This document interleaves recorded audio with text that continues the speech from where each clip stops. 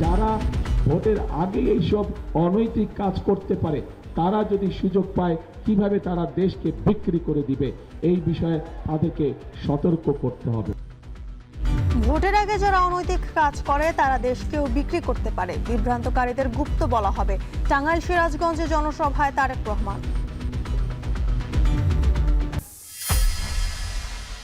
আপনারা কি নতুন বাংলাদেশ চান না পুরানা ফ্যাসিবাদী বাংলাদেশ চান? আপনাদেরকে আপনাদের অবস্থান পরিষ্কার করতে হবে। তখন তারা গতকাল থেকে একটু একটু বলা শুরু করেছেন, আসলে এরই বলে খেলার নাম বাবাজি। চাপে পড়ে হ্যাঁ ভোটের পক্ষে বলছেন কেউ কেউ। পরিবর্তনের জন্য এবার ভোট দেবেন জনগণ। কুমিল্লা ও ঢাকায় জনসভায় জামায়াত আমির। সারা দেশে নির্বাচনী প্রচারণায় ব্যস্ত প্রার্থীরা। ভোটারদের মন জয়ে নানা প্রতিশ্রুতি। শহরের অলিগলি থেকে গ্রামগঞ্জে জমজমাট প্রচারণা। দিনের পর দিন বঞ্চিতই থেকে যাচ্ছে রাজধানীর প্রান্তিক জনপদ। নির্বাচনের প্রতিশ্রুতি এলেও ঘোরে না উন্নয়নের চাকা।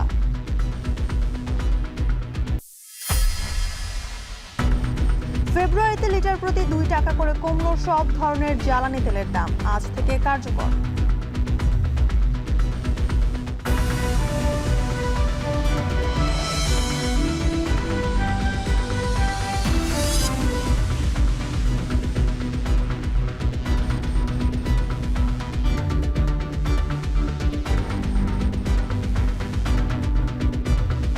স্বাগত এখন বাজারে। পুরো আয়োজনে আপনাদের সঙ্গে আছি আমি জানসিন জুথিকা।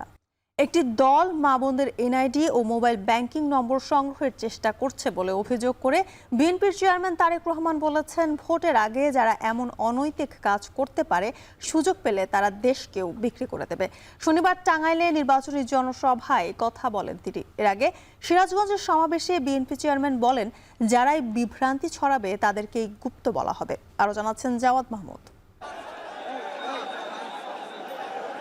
যমুনা তীরের বিস্তীর্ণ চরের বুকে প্রাণ জাগিয়েছে তারেক রহমানের জনসভা। কাজীপুর, চৌহালি, বেলকুচি সহ পুরো জেলার স্রোত এসে মিশেছিল সিরাজগঞ্জের বিসিক পার্কে। পার্শ্ববর্তী পাবনার 9 উপজেলার বিএনপি কর্মীরাও মিলিত হয়েছিল এই স্রোতে। বাংলাদেশ জাতীয়তাবাদী দল জিন্দাবাদ। মাথার উপর তপ্ত রোদ, বালুময় প্রান্তরেও সরব উপস্থিতি ছিল চরপাড়ার শ্রমজীবীদের। প্রান্তিকের খেটে খাওয়া মানুষের সাথে সিরাজগঞ্জ ও পাবনার 11টি সংসদীয় আসনের বিএনপি মনোনীত প্রার্থীদের উপস্থিতি রঙিন করেছে সভাস্থল। বিএনপির নেতৃবৃন্দ ভর দুপুরে সহধর্মিনী ডাক্তার জুবাইদা রহমানকে সঙ্গে নিয়ে মঞ্চে আসেন তারেক রহমান। হাত নাড়িয়ে অভিবাদন জানান আগত কর্মী সমর্থকদের। ভোট নিয়ে ষড়যন্ত্র রুখতে সতর্ক থাকার আহ্বান জানান কর্মীদের। প্রতিশ্রুতি দেন সিরাজগঞ্জে শিল্পাঞ্চল গড়ে তোলার। লক্ষ লক্ষ তরুণ যুবকের কর্মসংস্থানের ব্যবস্থা করতে হবে। নতুন নতুন শিল্প পার্ক স্থাপনের মাধ্যমে আমাদেরকে এই সমস্যার সমাধান করতে হবে। কৃষক ভাইদের পাশে আমরা দাঁড়াতে চাই। তাদেরকে তাদের প্রয়োজনীয় সার, তাদের প্রয়োজনীয় কীটনাশক, তাদের প্রয়োজনীয় ফসলের বীজ আমরা তাদের হাতে ঘরে ঘরে পৌঁছে দিতে চাই। এ সময় সরকার পরিচালনায় বিএনপির অভিজ্ঞতা আছে উল্লেখ করে যারাই বিভ্রান্ত ছড়াতে আসবে তাদের গুপ্ত বলে অভিহিত করেন তারেক রহমান। আপনাদেরকে অনেকে এসে বিভ্রান্ত করার চেষ্টা করবে। যারা এসে বিভ্রান্তিমূলক কথা ছড়াবে তাদের একটাই নাম, তারা হচ্ছে গুপ্ত। কারণ তাদেরকে গত 16 বছর আমরা দেখি নাই। তারা এদের সাথে মিশেছিল, যারা 5 তারিখে পালিয়ে গিয়েছে তাদের সাথে তলে তলে মিশেছিল। নির্বাচনের ক্ষণ যতই ঘনিয়ে আসছে ততই দলগুলো নিজেদের অবস্থান জানান দিতে সর্বোচ্চ চেষ্টা করছে। যে সকল নেতাকর্মীরা তারেক রহমানের এই জনসভায় যোগ দিয়েছেন তাদের দাবি, ফেব্রুয়ারিতে অনুষ্ঠিতব্য ভোটের মাঠেই নয়, অঞ্চলভিত্তিক রাজনীতিতেও তারেক রহমানের এই উপস্থিতি দীর্ঘমেয়াদী প্রভাব ফেলবে। নির্বাচন সামনে রেখে 3 দিনের উত্তরবঙ্গ সফরের পথে পথেও বিএনপির চেষ্টা ছিল প্রভাব জানান দেয়ার। তারেক রহমানের নির্বাচনী জনসভা ও পথসভার সমাপ্তি ঘটে টাঙ্গাইলে। জেলার দরুন চরজানা বাইপাসে দুপুর থেকেই অপেক্ষায় ছিল নেতাকর্মীরা। সন্ধ্যা নামার আগে তারেক রহমান সমাবেশের মঞ্চে পৌঁছালেও বক্তব্য রাখেন বাদ মাগরিব। বলেন, একটি দল মা বোনদের এনআইডি ও মোবাইল ব্যাংকিং নম্বর সংগ্রহের চেষ্টা করছে। যারা ভোটের আগে এমন কাজ করতে পারে সুযোগ পেলে তারা দেশকেও বিক্রি করে দিবে। মা বোন আছে তাদেরকে গিয়ে বিভিন্নভাবে তাদের ওই এনআইডি নাম্বার নেওয়ার চেষ্টা করছে। তাদের বিকাশ নাম্বার নেওয়ার চেষ্টা করছে। সেই ব্যাপারে মা বোনদেরকে আপনারা সতর্ক করবেন, আপনারা মুরব্বীদেরকে সতর্ক করবেন যে যারা ভোটের আগে এইসব অনৈতিক কাজ করতে পারে, তারা যদি সুযোগ পায় কিভাবে তারা দেশকে বিক্রি করে দিবে। আর 10 দিন বাদেই শেষ হতে যাচ্ছে প্রচারণা। শেষ মুহূর্তে বিএনপির শীর্ষ নেতার এই ছুটে চলা ভোটারদের প্রভাবিত করবে বলে মনে করছে দলটি। জয়যুক্ত করবেন 13 তারিখ থেকে। জওয়াদ মাহমুদ, এখন, টাঙ্গাইল। জাতির ধাক্কা খেয়ে এখন গণভোটে হ্যাঁ ভোটের পক্ষে কেউ কেউ কথা বলছেন। শনিবার ঢাকা কেরানীগঞ্জে জনসভায় মন্তব্য করেন জামায়াত আমির। বলেন, যারা নিজেরাই গুপ্ত হয়ে চলে গিয়েছিল এখন তারাই মজলুমদের গুপ্ত বলছে। পরে শনিবার সন্ধ্যায় ঢাকা 10-এর প্রচারণায় ফ্যাসিবাদ বিরোধী আন্দোলনে নিজেদের ওপর নির্যাতনের কথাও স্মরণ করিয়ে দেন ডক্টর শফিকুর রহমান। এর আগে কুমিল্লার 14 ও দাউদকান্দিতে 11 দলীয় ঐক্যের পক্ষ থেকে পরিবর্তনের পক্ষেই রায় দেওয়ার আহ্বান জানান নেতারা। ফরহাদ বিন নূরের প্রতিবেদন।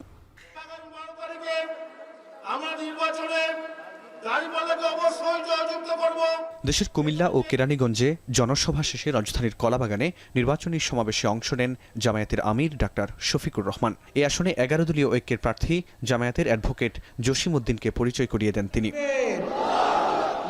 নিজ বক্তব্যে ফ্যাসিবাদ বিরোধী আন্দোলনে দফায় দফায় নির্যাতনের কথা স্মরণ করিয়ে দেন জামায়াতের আমির। ভোট জালিয়াতির যে কোনো চেষ্টার বিরুদ্ধে কঠোর হুঁশিয়ারি দেন তিনি। বছরের পর বছর দেশবাসী কিছু মানুষের ছায়াও দেখেনি। সেই মানুষ যদি আমাকে বলে আমি গুপ্ত না সত্য, আপনি বলতেই পারেন আমি গুপ্ত ছিলাম কারাগারে দফায় দফায়। আপনি যদি ওইটাকে গুপ্ত বলেন তাইলে আমি অবশ্যই গুপ্ত। এর আগে কেরানীগঞ্জে জনসভায় অংশ নিয়ে ডক্টর শফিকুর রহমান বলেন, চাপে পড়ে হ্যাঁ ভোটের পক্ষে অবস্থান নিয়েছে একটি দল। যখন জনগণ জবাব চাচ্ছে, আপনারা কি নতুন বাংলাদেশ চান না পুরানা ফেসিবাদী বাংলাদেশ চান, আপনাদেরকে আপনাদের অবস্থান পরিষ্কার করতে হবে, তখন তারা গতকাল থেকে একটু একটু বলা শুরু করেছেন। আসলে এরই বলে ঠেলার নাম বাবাজি। এদিন সকালে কুমিল্লার 14 গ্রাম পাইলট হাই স্কুল মাঠে জনসভায় অংশ নেন জামায়াতের আমির। জনসভাস্থল ছাড়িয়ে আশপাশের সড়কেও দেখা যায় জনস্রোত। 4,21,000 ভোটারের এই কুমিল্লা 11 আসনে এর আগেও জয়লাভ করেছে বাংলাদেশ জামায়াতে ইসলামী। আসন্ন ত্রয়োদশ জাতীয় সংসদ নির্বাচনেও এখানে নিজেদের পাল্লা ভারী রাখতে চায় দলটি। জামায়াতের আমির সহ 11 দলের শীর্ষ নেতারা দাড়ি পাল্লার পক্ষে ভোট চেয়ে প্রত্যাশা করছেন আসন্ন নির্বাচনে ন্যায় ও ইনসাফের বিজয় অর্জিত হবে। আমরা মেহমানদেরকে ধন্যবাদ জানাচ্ছি। কুমিল্লা 11 আসনের প্রার্থী ও জামায়াতে ইসলামীর নায়েবে আমির ডাক্তার সৈয়দ আবদুল্লাহ মোহাম্মদ তাহের বলেন, 14 গ্রামে দলীয় বিদ্বেষের রাজনীতি চলবে না। আমি 14 গ্রামে কোন দলীয় দৃষ্টিভঙ্গি থেকে মানুষকে দেখি না। এখানে যারা বিএনপি করেন তারা আমার ভাই, এখানে যারা জামায়াত করেন তারা আমার ভাই, এখানে যারা অন্যান্য ইসলামী আন্দোলন করেন তারা আমার ভাই।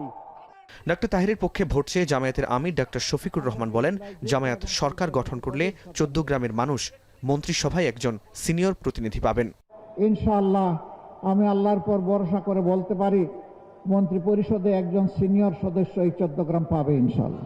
নির্বাচনের সংখ্যাগরিষ্ঠতা পেলেও প্রতিদ্বন্দ্বীদের দেশ গঠনে সরকারে সম্পৃক্ত হওয়ার আহ্বান জানানো হবে বলে জানান জামায়াতের আমির। বলেন, যুবকদের হাতে বেকার ভাতা নয়, তুলে দেয়া হবে সম্মানজনক কর্মসংস্থান। এই যুবকদের হাতকে, যুবতীদের হাতকে ইনশাআল্লাহ আমরা দেশ গড়ার মজবুত কারিগরের হাতে পরিণত করব ইনশাআল্লাহ। হাতে হাতে তাদের কাজ তুলে দেব, সম্মানের কাজ। এরপর দুপুরে নিমসার ও দাউদকান্দিতে 2টি জনসভায় অংশ নেন জামায়াতের আমির। এ সময় বলেন, 2 থেকে 2.5 বছর সময়ের জন্য মায়েদের কর্মঘণ্টা নির্ধারণ করা হবে 5 ঘণ্টা। বাংলাদেশের বাইরে অনেক বন্ধু রাষ্ট্র থাকবে, কিন্তু কোনো প্রভু থাকবে না, এমন রাষ্ট্র গঠনের পরিকল্পনার কথা জানান জামায়াতের আমির। আপনিও 8 ঘন্টা, তিনিও 8 ঘন্টা, এটা ইনসাফ না বেইনসাফ? ফরহাদ বিন নূর, এখন। নির্বাচনী প্রচারণার অংশ হিসেবে জামায়াতের আমির ডক্টর শফিকুর রহমান যাচ্ছেন শেরপুরে। জেলা জামায়াতের আয়োজনে শহরের শহীদ দারোগ আলী পৌর পার্ক মাঠে সকাল 11টায় জনসভায় প্রধান অতিথির বক্তব্য রাখবেন তিনি। এ নিয়ে বিস্তারিত জানাতে সেখান থেকে যুক্ত হচ্ছেন জাহিদুল ইসলাম সৌরভ। সৌরভ, জনসভার প্রস্তুতি সেখানে কেমন দেখছেন জানাবেন। জ্যোতিকা, দীর্ঘ 2 যুগেরও বেশি সময় পরে কিন্তু প্রকাশ্যে এরকম বড় জমায়েত করতে যাচ্ছে শেরপুর জেলা জামায়াতের উদ্যোগে। তো আপনি যেমনটি বলছিলেন যে আজকে কিন্তু সকাল 9:30টায় এখানে আসার কথা রয়েছে বাংলাদেশ জামায়াত ইসলামের যিনি আমির ডক্টর শফিকুর রহমান। তিনি হেলিকপ্টার যোগে ঢাকা থেকে শেরপুর আসবেন। শেরপুরে মূলত তিনি প্রথম গত ২৮ জানুয়ারি শ্রীবর্দীতে শেরপুরের বিএনপি এবং জামাতের সংঘর্ষে শ্রীবর্দী উপজেলা জামাতের যিনি সেক্রেটারি জেনারেল রেজাউল করিম উনার যে নিহত হয়েছিলেন উনার কবর জিয়ারত করবেন এবং পরবর্তী হেলিকপ্টার যোগে তিনি শেরপুর পৌর পার্ক মাঠে এসে অবতরণ করবেন এবং সেখানে তিনি সকাল 11:30টায় এখানে প্রধান অতিথির যে বক্তব্য তিনি বক্তব্য দিবেন এবং এরপর হচ্ছে এখান থেকে তিনি জামালপুর জেলা উদ্দেশ্যে রওনা হবেন। তবে এখন পর্যন্ত আমরা সকাল থেকে দেখছিলাম যে সভাস্থল কিন্তু নেতাকর্মীরা তারা বিভিন্ন প্লে কার্ড, ব্যানার, তারপর যে দাঁড়িপাল্লার যে প্রতীক রয়েছে জামাত ইসলামের সেগুলো নিয়ে কিন্তু তারা সভাস্থলে জড়ো হতে শুরু করছেন। আমি সকালে এখানে এসে জেলা জামাতের যিনি আমির মাওলানা হাফিজুর রহমান তার সাথে কথা বলেছি। তিনি আমাদেরকে জানিয়েছেন যে দীর্ঘদিন পর জেলা জামাতের যিনি প্রধান ডক্টর শফিকুর রহমানের আগমন উপলক্ষে কিন্তু নেতা কর্মীদের মধ্যে একটি উৎসাহ উদ্দীপনা দেখা দিয়েছে। তারা বলছে যে সামনে 12ই ফেব্রুয়ারি যেহেতু ত্রয়োদশ জাতীয় সংসদ নির্বাচন অনুষ্ঠিত হবে, তো এই নির্বাচনকে সামনে রেখে জামাতের প্রধান আমিরের এখানে নেতাকর্মী রয়েছে কম মনোবল চাঙ্গা করবে, অন্যদিকে যারা সাধারণ নেতাকর্মী রয়েছে তারাও কিন্তু অনেকটা উৎসাহ এবং উদ্দীপনা এবং মনোবল তাদের অনেক শক্ত হবে। তবে সকাল থেকে আমরা দেখেছিলাম যে এখানে বিভিন্ন বয়সী বিশেষ করে জামাত ইসলাম, ছাত্র শিবির সহ অন্যান্য অঙ্গ এবং সহযোগী সংগঠনের যে নেতৃবৃন্দ রয়েছে তারা কিন্তু এখানে অপেক্ষা করছেন। তারা দীর্ঘ সময় ধরে অপেক্ষা করছেন এবং বলছেন যে যখনই এখানে ডক্টর শফিকুর রহমান আসবেন তখন তাদেরকে ফুল দিয়ে শুভেচ্ছা জানানো হবে এবং পরবর্তীতে তিনি কি এই ত্রয়োদশ জাতীয় সংসদ নির্বাচনকে সামনে রেখে তিনি নেতাকর্মীদের কি বার্তা দিবেন সেটি তারা নিয়ে এবং আগামী দিনে তারা তাদের যে কার্যক্রম সেটি কিন্তু তারা ঠিক করবেন। বিশেষ করে আমি দেখেছি এখন পর্যন্ত জামাত ইসলাম ছাড়া 11 দলীয় যে ঐক্যজোট রয়েছে এনসিপি, তারপর হচ্ছে এবি পার্টি সহ অন্যান্য যে ঐক্যজোট রয়েছে তাদের নেতাকর্মীরা কিন্তু এখানে সভাস্থলে এসে জড়ো হচ্ছেন। তবে আরেকটা বিষয় জানিয়ে রাখি যুদিকা, নিরাপত্তার বিষয় যদি আমি একটু জানিয়ে রাখি, যেহেতু জামাতের আমির আজকে এখানে আসছেন, নিরাপত্তার বিষয়ে আমি জেলা পুলিশের সাথে কথা বলেছি।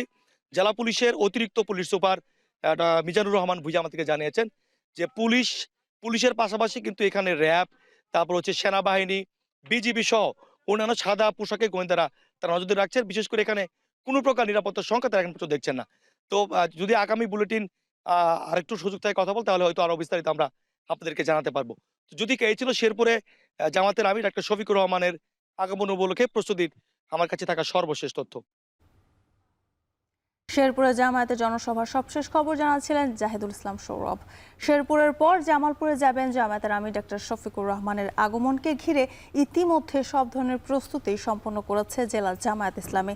বিস্তারিত জানাতে শহরের সিংহজানি বহুমুখী উচ্চ বিদ্যালয় মাঠ থেকে যুক্ত হচ্ছেন জুয়েল রানা। জুয়েল, জানাবেন নেতাকর্মীদের মধ্যে উচ্ছ্বাস কেমন দেখছেন এবং ডক্টর শফিকুর রহমান কখন নাগাদ সেখানে পৌঁছাবেন?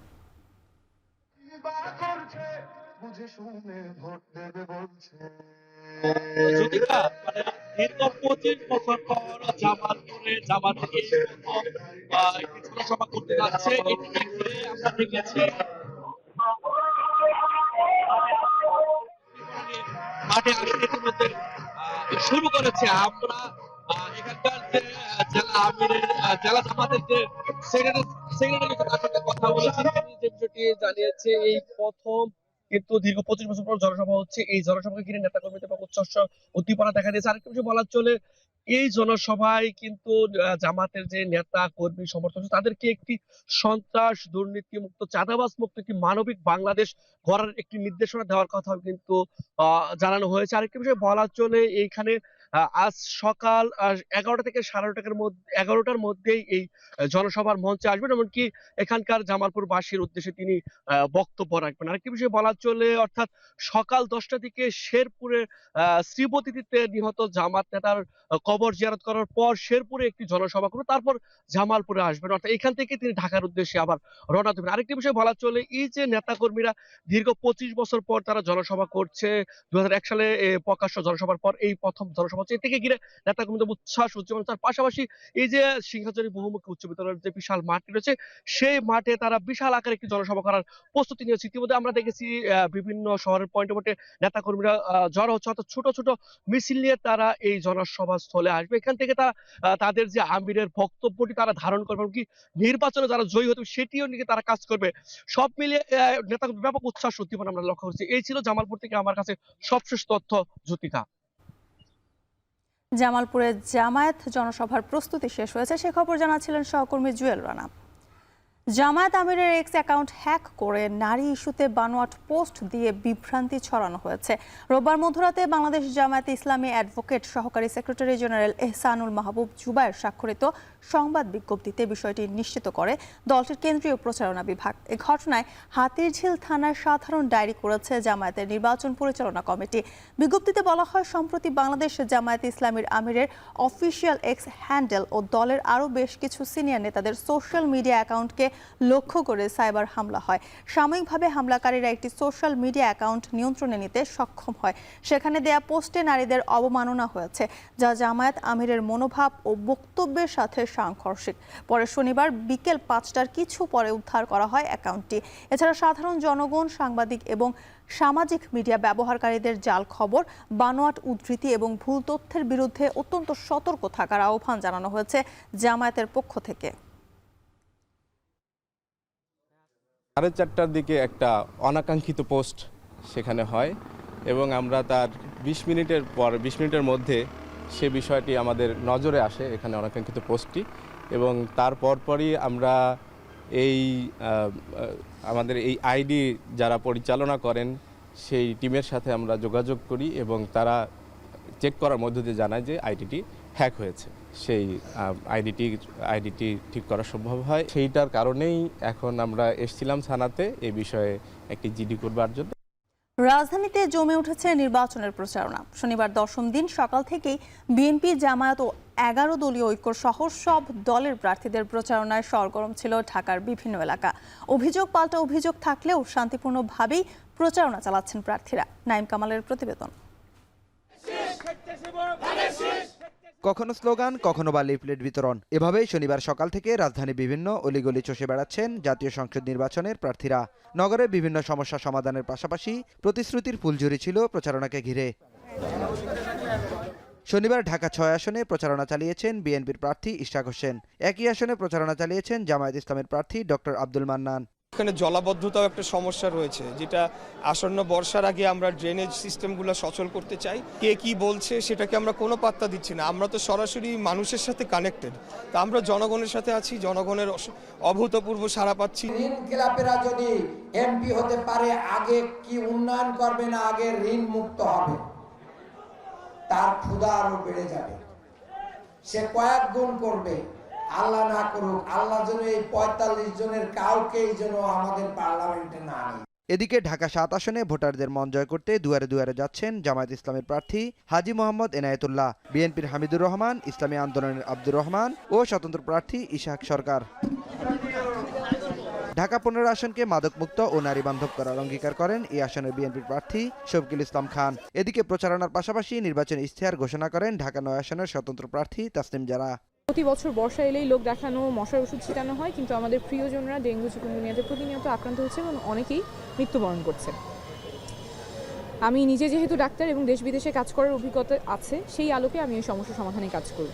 আমাদের প্রতি মানুষের যে এত ভালোবাসা, এত সমর্থন, আমরা আসলে রাস্তায় না নামলে সেটা বুঝতে পারতাম না। সকাল থেকে রাত অবধি পর্যন্ত আমরা গণসংযোগ করি, অবিরাম করে চলেছি, কোনো ক্লান্ত বোধ নেই। এছাড়া ঢাকা 16 আসনে বিএনপির প্রার্থী আমিনুল হক এবং ঢাকা 19 আসনের ট্রাক প্রতীকে প্রচারণা চালিয়েছেন গণ অধিকার পরিষদের প্রার্থী অ্যাডভোকেট শেখ শওকত ফরহাদ। কিশোর গ্যাং এবং প্রচুর পরিমাণে মাদকের উপদ্রব এখানে আছে এবং জুট ব্যবসাকে কেন্দ্র করে এখানে গ্রুপে গ্রুপে গোলাগুলি বা গ্রুপে গ্রুপে দলাদলি, এই একটি আমাদের একটা ট্রেডিশন হয়ে দাঁড়িয়েছে। নাইম কামাল, এখন, ঢাকা। সারা দেশে ভোটারদের মন জয়ে মরিয়া সংসদ সদস্য প্রার্থীরা। হেভিওয়েট থেকে স্বতন্ত্র প্রার্থীরা ছুটছেন পাড়া মহল্লা, চায়ের আড্ডা সহ বিভিন্ন জনসমাগমপূর্ণ স্থানে, দিচ্ছেন নানা প্রতিশ্রুতি। বিস্তারিত প্রতিবেদনে। সকালে ঠাকুরগাঁয়ে নির্বাচনী গণসংযোগ করেন বিএনপি মহাসচিব মির্জা ফখরুল ইসলাম আলমগীর। বলেন, বিএনপি এই নির্বাচনকে আন্দোলনের অংশ হিসেবে নিয়েছে, সঠিক জনপ্রতিনিধি বেছে নিতে আহ্বান জানান তিনি। পরে বিকেলে চিলারং ইউনিয়নে নির্বাচনী গণসংযোগে যোগ দেন মির্জা ফখরুল। আপনারা কোনো ভয় পাবেন না, নির্ভয়ে ভোট দিতে যাবেন, নির্ভয়ে আসবেন, নির্ভয়ে জীবনযাপন করবেন। আমি মির্জা আলমগীর বলতেছি, আমি আপনাদের সঙ্গে আছি। চাঁদপুরে গণসংযোগে যোগ দিয়ে জামাতের সেক্রেটারি জেনারেল মিয়া গোলাম পরোয়ার বলেন, 54 বছরে দেশকে অনেকেই লুটে পুটে খেয়েছে। 54 বছর দেশটাকে লুটে খেয়েছ, এবার শান্ত হও, দাঁড়িপাল্লাকে দেশ চালাবার সুযোগ দাও। কক্সবাজারের চকরিয়ায় বিএনপির স্থায়ী কমিটির সদস্য সালাউদ্দিন আহমেদ বলেন, ধানের শীষে ভোট দিলে কেউ মানবাধিকার ও ভোটাধিকার হরণ করতে পারবে না। ধানের শীষে ভোট দিলে এইবার বাংলাদেশে এমন একটা শক্তিশালী গণতান্ত্রিক ব্যবস্থা প্রতিষ্ঠিত হবে যাতে আর কোনোদিন আমাদের ভোটাধিকার আর কেউ হরণ করতে পারবে না। চট্টগ্রাম 11 আসনে জামায়াত নেতা শাহজাহান চৌধুরীও নির্বাচনী প্রচারণা চালান। রাঙ্গুনিয়ায় ধানের শীষের প্রার্থী হুম্মাম কাদের চৌধুরী চট্টগ্রামকে নিরাপদ জনপদ গড়ে তোলার প্রতিশ্রুতি দেন। চেষ্টা করছি যে নতুন বাংলাদেশের জন্য নতুন ভিশন নিয়ে আমরা কাজ করব। রাজশাহী 2 আসনের প্রচারণা চালিয়ে স্বতন্ত্র প্রার্থী সালেহ আহমেদ প্রিন্স ভোটারদের নিজের পক্ষে ভোট দেওয়ার আহ্বান জানান। সিলেটে গণসংযোগে বিএনপি প্রার্থী খন্দকার আব্দুল মুক্তাদির ভোটারদের দেন নানা প্রতিশ্রুতি। এদিকে রংপুরে 11 দলীয় জোটের প্রার্থী ও এনসিপি সদস্য সচিব আক্তার হোসেন ইস্তেহারে শিক্ষা, স্বাস্থ্য, বৈদেশিক কর্মসংস্থান ও তিস্তা মহাপরিকল্পনা সহ কুটির শিল্প ভিত্তিক অর্থনীতি গড়ে তোলার প্রতিশ্রুতি দেন। আমরা সেই আইডিয়া তিস্তা মহাপরিকল্পনা বাস্তবায়ন করতে চাই। তিস্তার উজানের ভারতের যে বাঁধ, সেই বাঁধ খুলে দেওয়ার পূর্বে ভারত যেন 3 দিন আগে, বাঁধ খুলে দেওয়ার 3 দিন আগে আমাদের কৃষকদেরকে সতর্ক করেন। আশুলিয়ায় গণ অধিকার পরিষদের প্রার্থী শওকত হোসেন সাভারকে সন্ত্রাসমুক্ত করে তোলার প্রতিশ্রুতি দেন। এছাড়া সুনামগঞ্জ, বরগুনা ও নারায়ণগঞ্জে সুশাসনের জন্য নাগরিকের উদ্যোগে জনগণের মুখোমুখি অনুষ্ঠানে সংসদ সদস্য প্রার্থীরা নিজেদের প্রতিশ্রুতি তুলে ধরেন। সাদ ইসলাম শামস, এখন। সারা দেশের মতো আসন্ন ত্রয়োদশ জাতীয় নির্বাচন নিয়ে ফরিদপুরে চলছে নানা আলোচনা। তবে এই নির্বাচনে শুধু পুরুষ নয়, সমানভাবে নিজেদের প্রত্যাশা আর উদ্বেগের কথা জানাচ্ছেন নারীরাও। কৃষিপ্রধান এই জেলার কর্মজীবী নারীরা তাদের দৈনন্দিন কাজের পাশাপাশি আগামী 12 ফেব্রুয়ারির জাতীয় নির্বাচনের ভোট নিয়ে ভাবছেন ভিন্ন কিছু। মফিজুর রহমান শিপনের প্রতিবেদন। 18.25 লাখ ভোটারের জেলা ফরিদপুর। এ জেলায় নারী ভোটারের সংখ্যা পুরুষ ভোটারের কাছাকাছি। ফরিদপুরে 4টি সংসদীয় আসনে এবারের নির্বাচনে একাধিক নারী প্রার্থী প্রতিদ্বন্দ্বিতা করছেন। জেলার পেশাজীবী নারীদের অভিযোগ, বড় ভোটার গোষ্ঠী হওয়া সত্ত্বেও তাদের আশা আকাঙ্ক্ষাকে রাজনীতিবিদরা গুরুত্ব দেন না। শহরের নীলটুলির মুজিব সড়কের পাশে পিঠা বিক্রেতা কোহিনুর বেগম এক যুগের বেশি সময় পিঠা বিক্রি করে সংসার চালান তিনি। বলেন, নির্বাচনের মধ্য দিয়ে নতুন সরকার গঠিত হয়, কিন্তু তাদের ভাগ্যের কোনো পরিবর্তন হয় না। ভোট দিয়ে সরকার বানাবো, কিন্তু সরকাররাই তো মুহিত দিক চায়, তাইলে আমার ইনকামটা করা লাগে না, তাইলে ঘরে বসে যে কোনো কাজ করে আমি খাবার পারি, তো রাস্তার সাইডে বসা লাগতো না। পেশাজীবী নারীরা দিনের পাশাপাশি রাতেও নির্বিঘ্নে কাজ করার নিরাপত্তা চান। এদিকে নতুন সরকারের কাছে নীতি সহায়তা চান ক্ষুদ্র নারী উদ্যোক্তারা। রাষ্ট্র থেকে যদি এরকম ব্যবস্থা করা হয় যে বিনা সুদে আমাদের পুঁজির ব্যবস্থা করে দিলে আমাদের যে কোম্পানিটা বা আমাদের যে প্রতিষ্ঠানটা আমরা চালাচ্ছি সেটা আমরা আরো বড় করতে পারবো। আমাদের জন্য সুদৃষ্টি আমরা কাম্য করি ওনাদের কাছে, যেটা আমাদেরকে পরিবর্তন করতে, আমাদেরকে বদলে দিতে সাহায্য করবে। প্রতিনিয়ত তারা যেন একটি নিরাপদ ফরিদপুর পায়, তারা যেন নির্ভয়ে স্বাধীনভাবে সকল কাজে অংশগ্রহণ করতে পারে। স্বাধীনতার পর নারীরা এগিয়েছে, তবে তা যথেষ্ট নয় দাবি করে ফরিদপুরের সচেতন নাগরিক কমিটির সাবেক সভাপতি আইনজীবী শিপ্রা গোস্বামী বলেন, নারীদের উন্নয়নে কাজ করবে, নারীদের কর্মসংস্থানে কাজ করবে এবং সমস্ত জায়গায় যেন নারীরা সুযোগ পায়, সেই চেষ্টাটা আগামী যেই সরকার গঠন করুক তারা এই বিষয়টিকে গুরুত্ব দিবে। জেলার নারী ভোটাররা এবার শুধু আশ্বাস নয়, চান দৃশ্যমান পরিবর্তন। তাই আগামী নির্বাচনে সঠিক সিদ্ধান্ত নিতে প্রস্তুতি নিচ্ছেন তারা। এখন ফরিদপুর। একটি সেতুর অভাবে রাজধানী থেকে বিচ্ছিন্ন প্রায় 3 লাখ মানুষ। খেয়া নৌকায় নদী পারাপারে প্রতিনিয়ত ঘটছে দুর্ঘটনা। পানি, গ্যাস, বিদ্যুৎ সহ নানা সংকটে পিছিয়ে কাউন্দিয়া বনগ্রামের বাসিন্দারা। একই সংকটে রাজধানীর উত্তরখান, দক্ষিণখান এলাকার 5টি ওয়ার্ডের প্রায় 2 লাখ বাসিন্দা। রাত হলেই অপরাধীদের অভয়ারণ্যে পরিণত হয় এলাকাটি। স্থানীয়দের অভিযোগ, ভোট এলেই প্রার্থীরা নানা প্রতিশ্রুতি দিলেও কথা রাখেনি কেউ। বিস্তারিত রাজু আহমেদের প্রতিবেদনে ছবি তুলেছেন আব্দুল লতিফ। তুরাগ নদীটা আমার ভাইটার জীবন নিয়ে গেছে। এই নদীটা যদি এখানে একটা ব্রিজ থাকতো তাহলে আমার বাড়িটা হারাইতো না। 2020 সালে নৌকায় তুরাগ নদী পার হতে গিয়ে ট্রলারের প্রোপেলে কাটা পড়ে মারা যায় আনোয়ার হোসেনের ছোট ভাই। নদীটিতে সেতু না থাকায় সেদিন হারাতে হয় প্রিয় ভাইকে, এমন আক্ষেপে আজও ভারী হয়ে ওঠে আনোয়ার হোসেনের কণ্ঠ। আর যে সরকারি আসে আশ্বাস দেয় এখানে ব্রিজ হবে, কিন্তু কোনো ব্রিজ হয় না। কেবল আনোয়ার হোসেনের ভাই নন, স্থানীয়দের অভিযোগ গেল 10 বছরে নৌকায় করে এই নদী পার হতে গিয়ে প্রাণ গেছে অন্তত 20 জনের।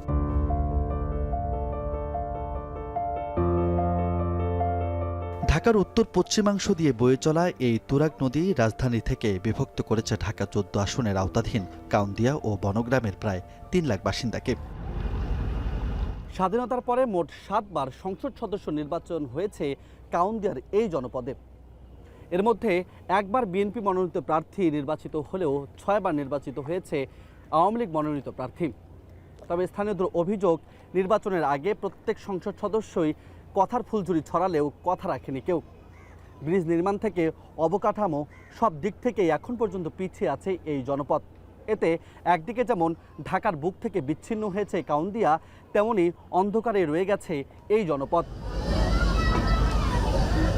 ঢাকার মিরপুর থেকে মাত্র 5 মিনিটের দূরত্ব হলেও এখানে লাগেনি উন্নয়নের ছোঁয়া, গড়ে ওঠেনি পরিকল্পিত অবকাঠামো, স্বাস্থ্যকেন্দ্র না থাকায় চিকিৎসা সেবা থেকেও বঞ্চিত এখানকার সাধারণ মানুষ। শিক্ষা, অর্থনীতি সহ সরকারি বেসরকারি বিভিন্ন কাজও পোহাতে হয় চরম ভোগান্তি।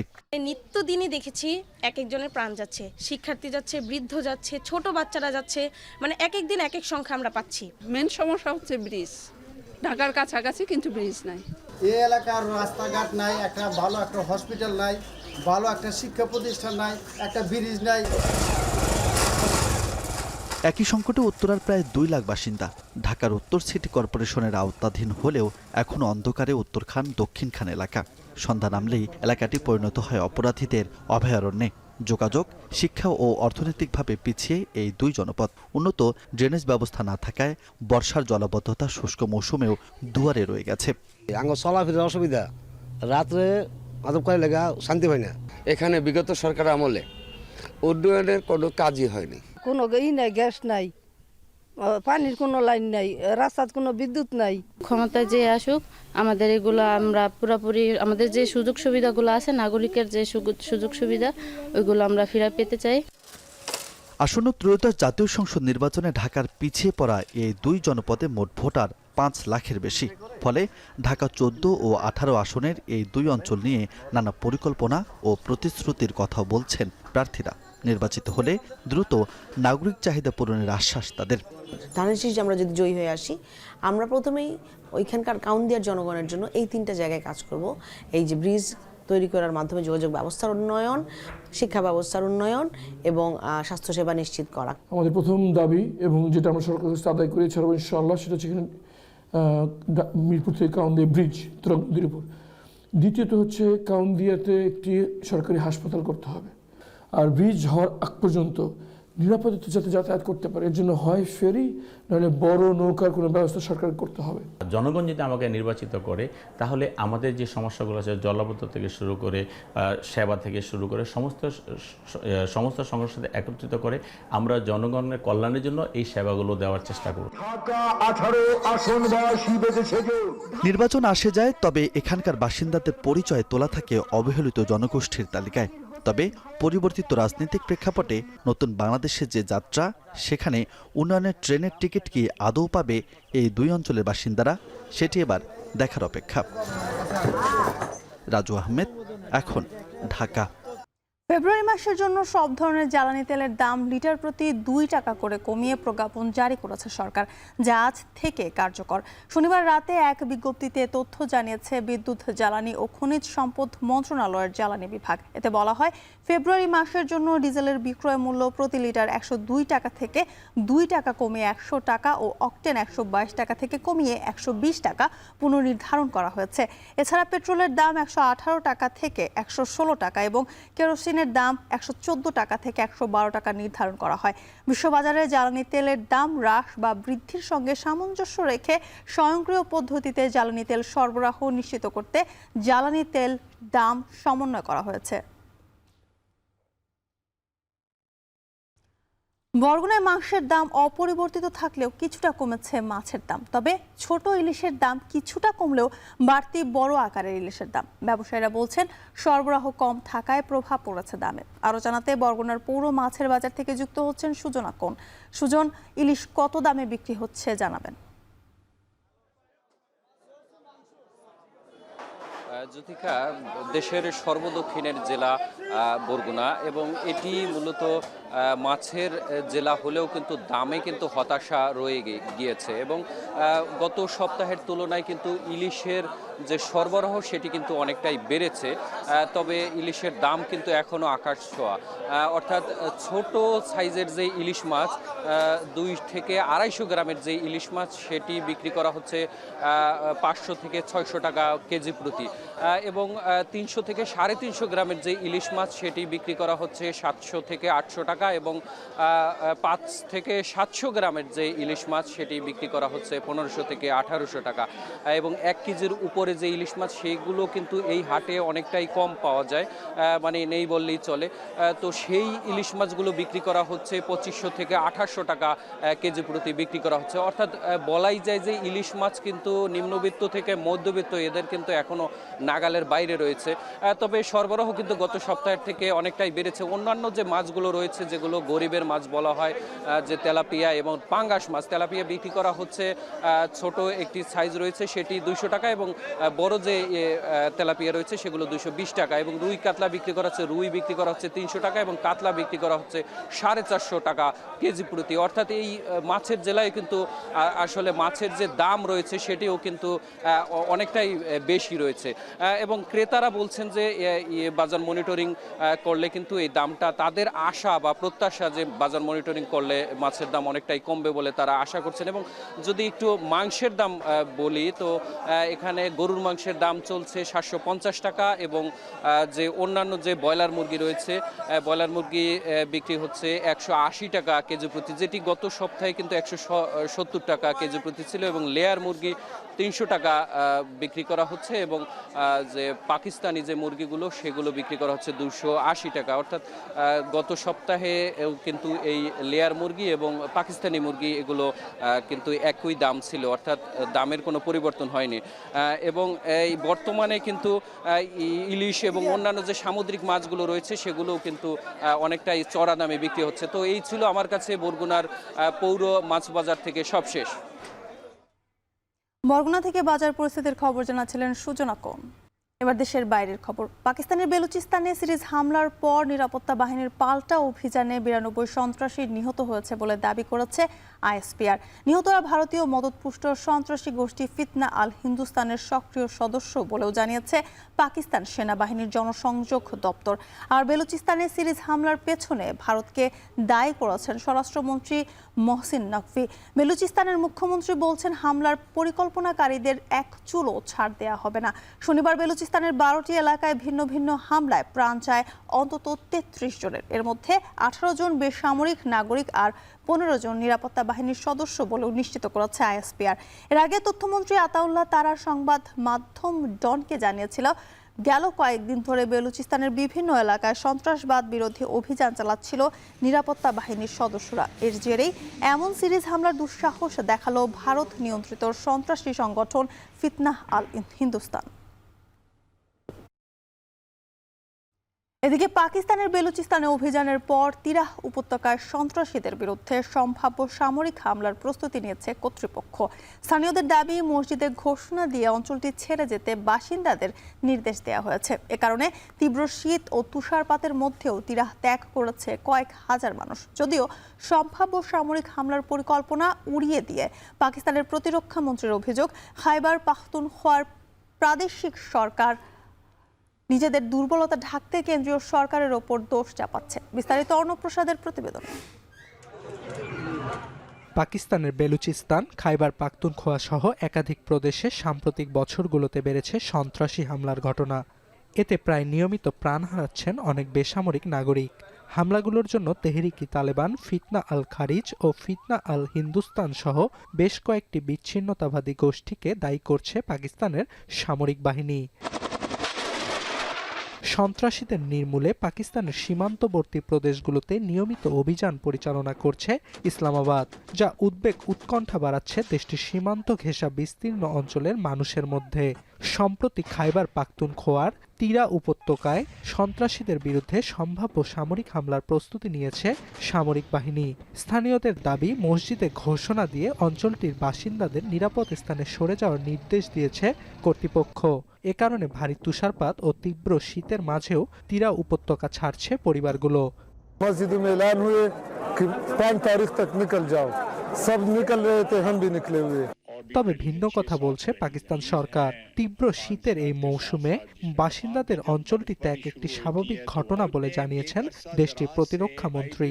वहाँ पे जब बर्फबारी शुरू होती है तो वहाँ से माइग्रेशन स्टार्ट हो जाती है। फौज ने एक अरसा दराज से आईबीओस के फेवर में ऑपरेशन तर्क कर दिया। तो ये कई साल से ये प्रैक्टिस जारी और सारी है, इसलिए ऑपरेशन का वहाँ पे सवाल ही नहीं पैदा होता है। এ সময় খাজা আসিফ অভিযোগ করেন, খাইবার পাখতুনখোয়ার প্রাদেশিক সরকার জনগণের নিরাপত্তা দিতে ব্যর্থ হয় কেন্দ্রীয় সরকারের ওপর দোষ চাপাচ্ছে। যদিও কেন্দ্রীয় সরকারের যুক্তিকে প্রত্যাখ্যান করেছে তিরা উপত্যকা ছেড়ে যাওয়া বাসিন্দারা। साल हो रही है, लोग उधर ही रहता है, उससे अपना इलाका है, सर्दी की वजह से किसी ने नहीं छोड़ा है। ये ऐलान की वजह से लोगों ने छोड़ा है कि यार इधर से तराहगरी हो रही है। তিরা ছেড়ে বাসিন্দারা আশ্রয় নিয়েছেন পার্শ্ববর্তী বারা জেলায়। শহরটির সরকারি নিবন্ধন কেন্দ্রে সহায়তার জন্য ভিড় জমিয়েছে কয়েক হাজার মানুষ। অর্ণব প্রসাদ, এখন বিশ্ব। মিয়ানমারের সামরিক অভ্যুত্থানের পর কারাগারে আটক 18 থেকে 35 বছর বয়সী বন্দীদের মধ্যে অন্তত 74 জন মারা গেছেন। প্রাণ হারানো তরুণদের পরিবারের অভিযোগ, কারা কর্তৃপক্ষের অমানবিক নির্যাতনের কারণে মৃত্যুর মুখে ঢলে পড়েন তারা। এটি নিয়ে উদ্বেগ জানিয়েছে জাতিসংঘ সহ একাধিক আন্তর্জাতিক সংগঠনও। অর্ণব প্রসাদের আরও একটি প্রতিবেদন। অভিযোগ যেন নিত্যসঙ্গী মিয়ানমারের বর্তমান জান্তা সরকারের কাছে। সম্প্রতি একটি বিতর্কিত ও একপেশে নির্বাচনের আয়োজন করে ক্ষমতার মসনদ পাকাপোক্ত করে জান্তা সমর্থিত union solidarity and development party USDP. নির্বাচনের সময় সামরিক শাসকদের বিরুদ্ধে 400-র বেশি হামলা চালিয়ে 170 বেসামরিক নাগরিককে হত্যার অভিযোগ তুলেছে জাতিসংঘের মানবাধিকার সংস্থা, যা নিয়ে নতুন করে সমালোচনার তুঙ্গে মিয়ানমারের মিং অং হ্লাইং প্রশাসন। তবে অভিযোগের ফিরিস্তি এখানেই শেষ নয়। 2021 সালে মিয়ানমারের সামরিক অভ্যুত্থানের পর রাস্তায় নামে দেশটির তরুণ প্রজন্ম। সে সময় তাদেরকে দমাতে ব্যাপক ধরপাকড় চালায় জান্তা সরকার। সম্ভাবনাময় তরুণদের বন্দী করা হয় কারাগারের 4 দেয়ালের মাঝে। অনেকে কারা কর্তৃপক্ষের অত্যাচার সহ্য করতে না পেরে মৃত্যুর প্রহর গুনছেন। মিয়ানমারের সামরিক অভ্যুত্থানের পর কারাগারে আটক থাকা 18 থেকে 35 বছর বয়সীদের মধ্যে কমপক্ষে 74 জন মারা গেছেন। সম্প্রতি প্রাণ হারানো 2 জনের পরিবারের সাক্ষাৎকার নিয়েছে রয়টার্স। এতে উঠে আসে তাদের উপর হওয়া ভয়ঙ্কর নির্যাতনের তথ্য। নিহতদের একজন উট ইয়ে অং। বিদ্রোহের অভিযোগে জান্তা আদালত তাকে দোষী সাব্যস্ত করার পর ইয়াঙ্গুনের ইনসেইন কারাগারে বন্দী ছিলেন তিনি। পরিবারের কাছে লেখা চিঠিতে খাবার ও ওষুধের জন্য টাকা চান তিনি।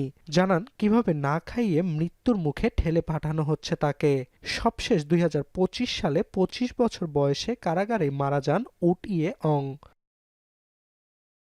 এছাড়া নির্যাতনের শিকার হয়ে প্রাণ হারানোদের আরেকজন খান্ট লিন নাইং। তাকে আটকের খবর টেলিভিশন সংবাদের মাধ্যমে জেনেছিল তার পরিবার। নাইং মারা গেলে কারাগার যুক্তি দেয় স্থানান্তরের সময় পালিয়ে যাওয়ার চেষ্টা করলে তার উপর গুলি চালানো হয়।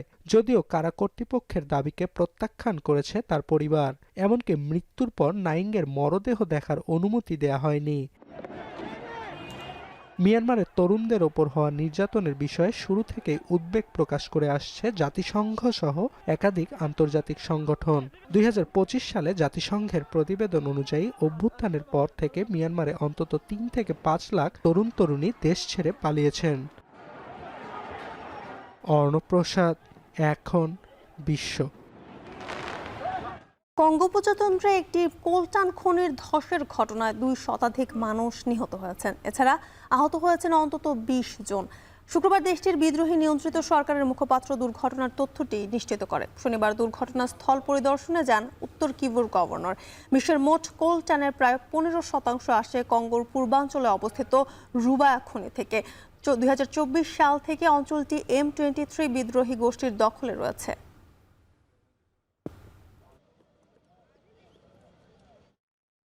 যুক্তরাষ্ট্রের দক্ষিণ পূর্ব উপকূলে শক্তিশালী বম্ব সাইক্লোনে পরিণত হচ্ছে শীতকালীন ঝড়। দমকা বাতাসের পাশাপাশি তীব্র তুষারপাতে বিঘ্নিত হচ্ছে যান চলাচল ও পণ্য সরবরাহ ব্যবস্থা। সাইক্লোনের প্রভাবে অন্তত 3 অঙ্গরাজ্যে 1 ফুটের ওপরে তুষারপাত রেকর্ড করা হয়েছে। এর মধ্যে নর্থ ক্যারোলাইনায় 14.5 ইঞ্চি, টেনেসিতে 13.5 ইঞ্চি ও ভার্জিনিয়ায় 12.5 ইঞ্চি পর্যন্ত তুষারপাত হয়েছে বলে জানিয়েছে মার্কিন আবহাওয়া দপ্তর। দক্ষিণ পূর্বাঞ্চলে বিদ্যুৎ সংযোগ বিচ্ছিন্ন হয়েছে 2 লাখেরও বেশি গ্রাহকের। নর্থ ক্যারোলাইনায় ভারী তুষারপাতের সঙ্গে প্রবল বাতাসের কারণে দৃষ্টিসীমা কমে যাওয়ায় সড়কে যান চলাচল ঝুঁকিপূর্ণ হয়ে উঠেছে। সাইক্লোনের প্রভাবে নর্থ ক্যারোলাইনা থেকে নিউ ইংল্যান্ড পর্যন্ত বিস্তৃত এলাকায় হিমাঙ্কের নিচে তাপমাত্রা এবং হারিকেনের মতো শক্তিশালী বাতাস বয়ে যাওয়ার পূর্বাভাস দেওয়া হচ্ছে।